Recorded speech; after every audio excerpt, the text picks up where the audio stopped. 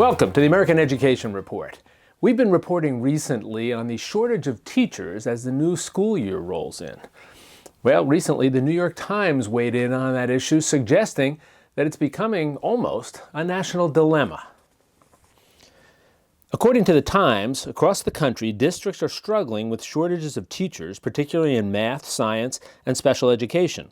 This a result of the layoffs of the recession years combined with an improving economy in which fewer people are training to be teachers. At the same time, a growing number of English language learners are entering public schools, yet it is increasingly difficult to find bilingual teachers. So schools are looking for applicants everywhere they can, whether out of state or even out of the country, and wooing candidates earlier and quicker.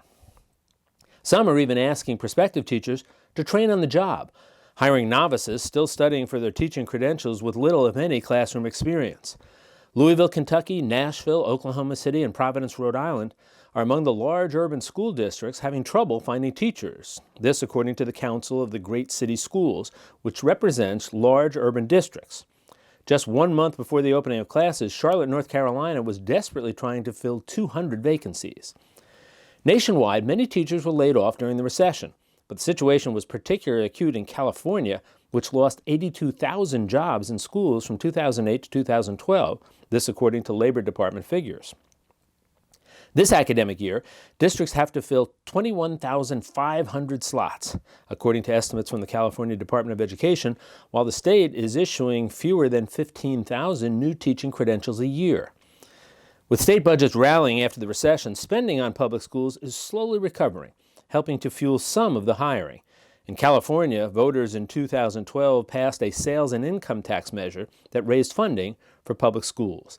But educators warn that during the recession and its aftermath, prospective teachers became wary of accumulating debt or training for jobs that might not exist.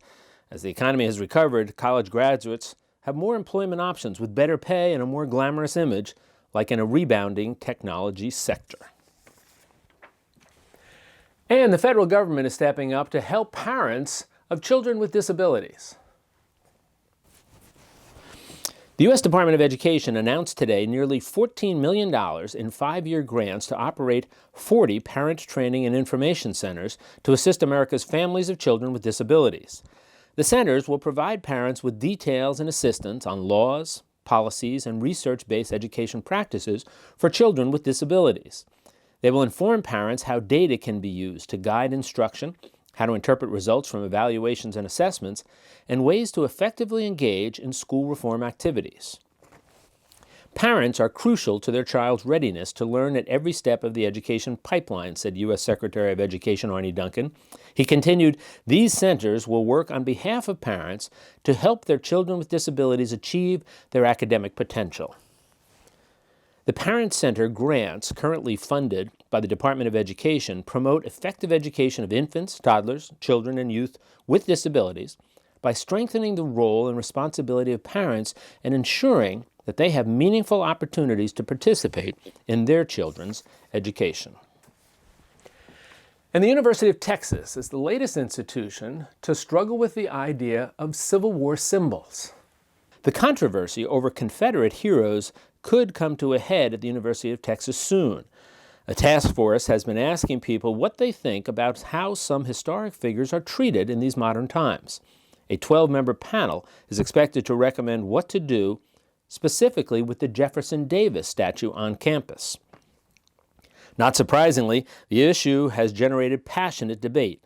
It's a symbol of hate for some, a symbol of valor for others.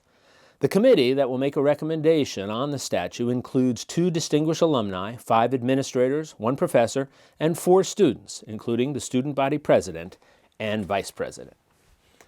That's it for now. For more, you can go to AmericanEdTV.com. Also, make sure you check out our YouTube channel. And for breaking news, follow us on Facebook and Twitter.